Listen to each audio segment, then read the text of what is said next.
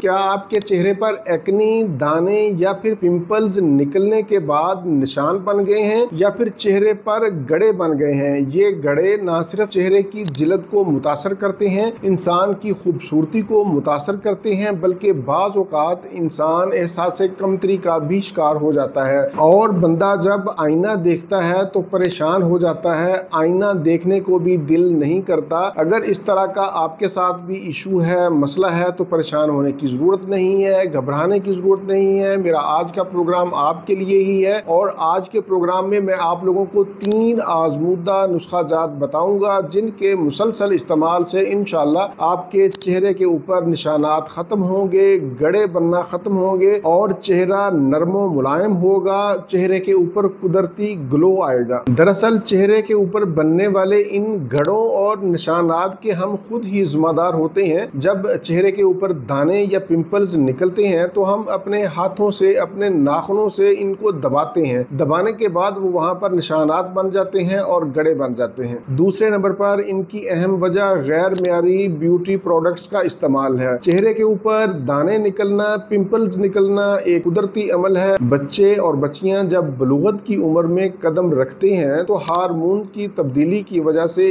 ये दाने चेहरे पर निकलते हैं। लेकिन एक बात याद रखें कि चेहरे पर जब ये दाने और पिंपल्स निकलें तो कभी भी इनको हाथों से, नाखूनों से मत दबाएं और गैर मियारी प्रोडक्ट्स का इस्तेमाल ना करें। पानी का इस्तेमाल बढ़ा दें, चेहरे की सफाई रखें, नींद पूरी लें, टेंशन ना लें।